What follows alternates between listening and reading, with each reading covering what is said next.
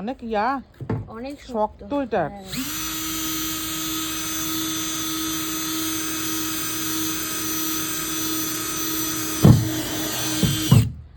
ছয়টা ফুটা বসতে হবে। কামলাগিরি একটু ভিডিও করে নাও।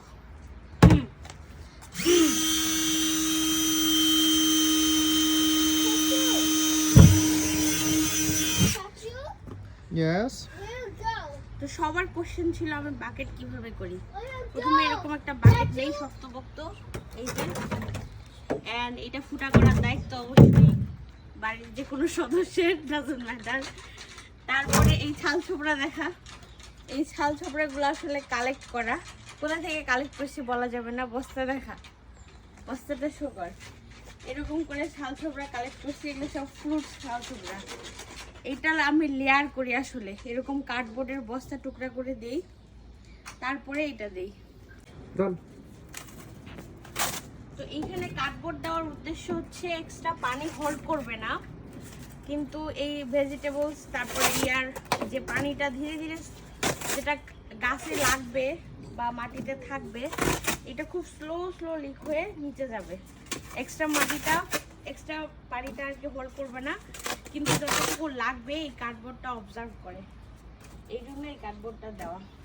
দেন আমি একটা লেয়ার হিসেবে এই ছাল ছোবড়াগুলো দিই। এখানে আসলে যে যেভাবে দিতে পারে, তরকারির খোসা, তারপরে ডিমের খোসা, পচা সব কিছুই দিতে পারে, কিন্তু আমি দিলাম এগুলাই।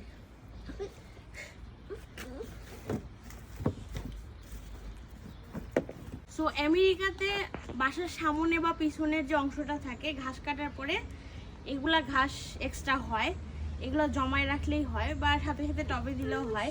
কিন্তু বাংলাদেশের ক্ষেত্রে যেটা করতে হবে, বাংলাদেশে যদি মানে বাড়ির আঙিনা ঝাড়ু দেওয়া বা বাইরে ঝাড়ু দেওয়া, পাতা পুতা ময়লা যদি থাকে ওগুলা দিলেও হবে। আমি জাস্ট একটা লেয়ার করতেছি, এটা যে একবারে দিতেই হবে এমন কোনো ইয়া না, বাবা এরকম সবজির ছালও দিতে হবে এমন কোনো কথা না। জাস্ট আবর্জনার একটা লেয়ার, তার উপরে আমি এই টপ সয়েলটা দিব। আমেরিকাতে এরকম মাটি পাওয়া যায়, বাংলাদেশে তো ভ্যানে করেও পাওয়া যায়। এই একটা ছোট্ট ভিডিও দেখাই, সেটা হচ্ছে এই যে আমি বেগুন গাছ করছি, কিন্তু তার আগে আমি ধনিয়া বীজ এখানে দিছিলাম। রাইট নাও আমার বাসায় খিচুড়ি রান্না হচ্ছে, তো ভাবলাম বেগুন গাছটাও পুরা খালি করে দেই আর ধনিয়া পাতাটাও তুলে ফেলি, তো আমার রান্না করতে লাগবে।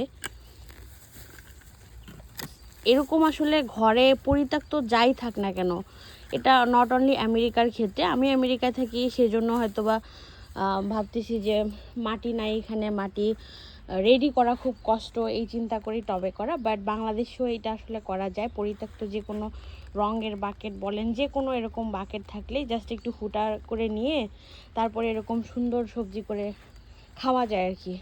আর টবের ব্যাপারটা হচ্ছে যে কোনোখানে রাখা যায়, ডাজন্ট ম্যাটার, ঘাসের উপরে বা যেখানে মেঝে আছে বা পাকা আছে সেখানেও রাখা যায়। এই যে আমার আমার আমার কিন্তু অনেক গাছ টবের মধ্যে, মোটামুটি সব গাছই টবের মধ্যে মাশাআল্লাহ। আমার টমেটো গাছও টবের মধ্যে, আর আমার কাছে বাকেট সিস্টেমটা বেশি ভালো লাগে। তো এইটা হচ্ছে এই সামারে মাত্র স্টার্ট হলো, সামারটা কয়েকদিন, কিন্তু এই সামারের মধ্যে আমি এটা তৃতীয়বারের মতো পেঁয়াজের পাতা কাটতেছি মাশাআল্লাহ, আলহামদুলিল্লাহ। এই পেঁয়াজের পাতাটা জাস্ট কয়েকদিনের মধ্যেই হয়, মেবি 10 দিন আগে কাটছিলাম আম্মু, রাইট? এই দেখেন পেঁয়াজের ফুল বেরিয়েছে, এই যে পেঁয়াজের ফুল, পেঁয়াজের ফুল বেরিয়েছে, এই যে পেঁয়াজের ফুল, এই যে পেঁয়াজ বেরিয়েছে। হ্যাঁ মাশাআল্লাহ, এই যে যতবার কাটবো ততবার হবে, আর এত বড় বড়ই হয় এত তাড়াতাড়ি, পাতাগুলা মাঝখান দিয়ে ভেঙে যায়। রসুনের পাতাও তো ইয়ে হয়ে গেছে। হ্যাঁ, রসুনের গাছটা আসলে রসুন চাষ করা অবস্থায় রসুনের গাছটা বেরোইছে। রসুনের পাতাটাও নিয়ে নেই না, নিয়ে নাও। এই যে জাস্ট এইভাবে কাটলে একদম আবার বের হয়ে যাবে। এই মাশাআল্লাহ, এগুলো আবার খাওয়ার জন্য রেডি। তো আজকে এই পর্যন্তই, আমি হাঁপাইতেছি, অনেক কাজ করলাম বাইরে, আল্লাহ হাফেজ। ভিডিওটা একদম সন্ধ্যার সময় নেওয়া। ভালো থাকবেন সবাই, সুস্থ থাকবেন, আর আমার জন্য দোয়া করবেন। সবজি খাওয়ার দাওয়াত সবার। আল্লাহ হাফেজ। সবজি হোক আগে। হ্যাঁ।